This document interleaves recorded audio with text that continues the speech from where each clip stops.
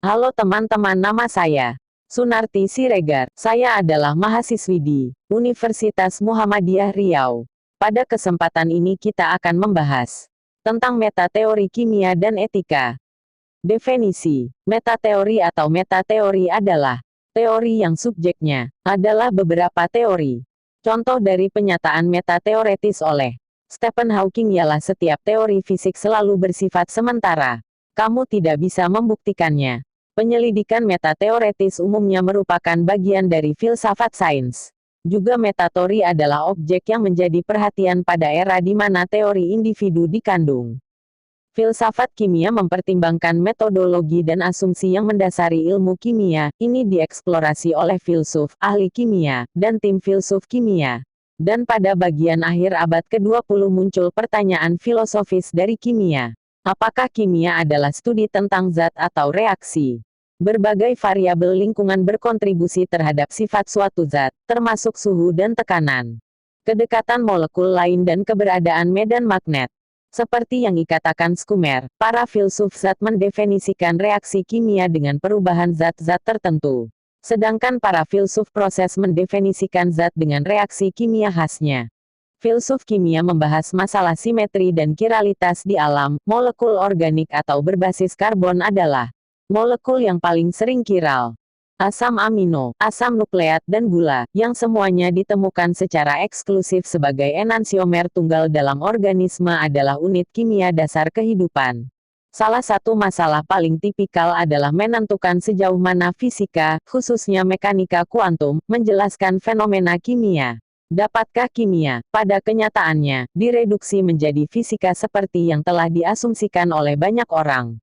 Roald Hoffmann baru-baru ini menyarankan bahwa sejumlah kesulitan ada pada program reduksionis dengan konsep seperti aromatisitas, reaktivitas, nukleofisilitas, misalnya.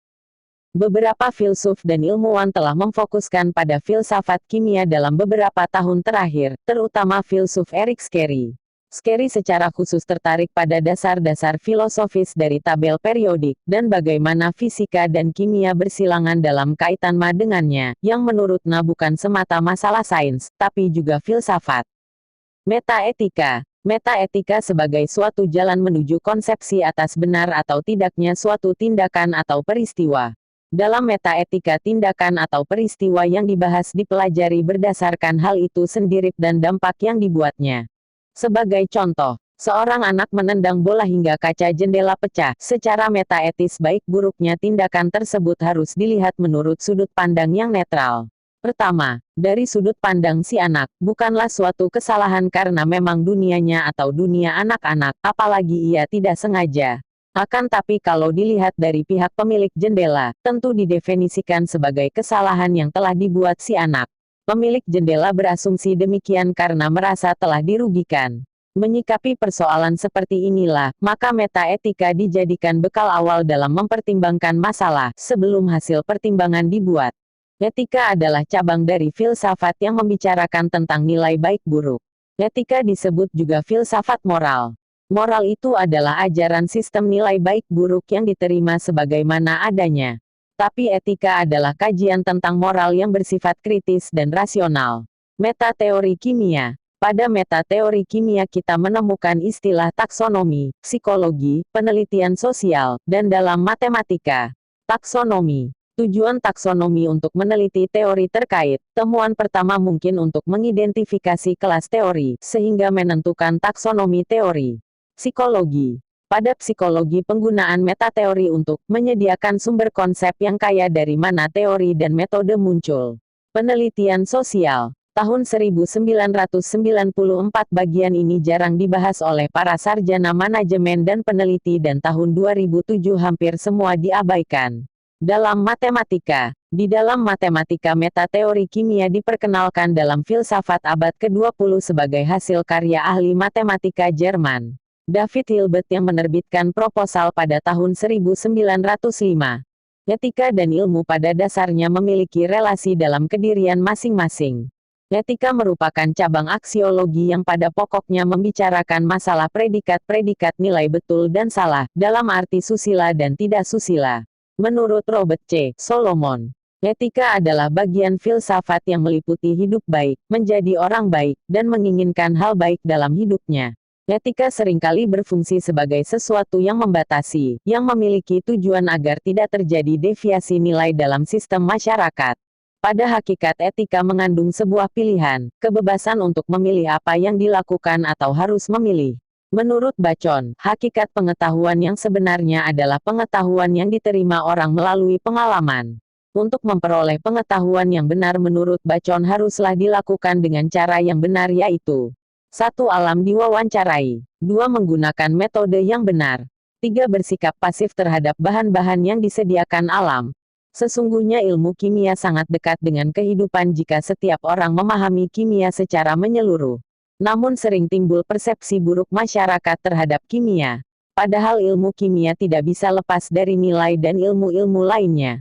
Sebagai contoh, para pedagang menambahkan bahan-bahan kimia pada makanan yang seharusnya bahan tersebut tidak boleh dikonsumsi. Disinilah letak kesalahan pemahaman masyarakat. Hal ini tentunya akan berhubungan dengan filsafat dalam hal akisologi tersendiri. Penelitian kimia telah menimbulkan dampak positif pada dunia sekitar kita. Akan tapi aspek penemuan menguntungkan tersebut juga dapat digunakan untuk tujuan negatif, dengan kata lain penggunaan ganda.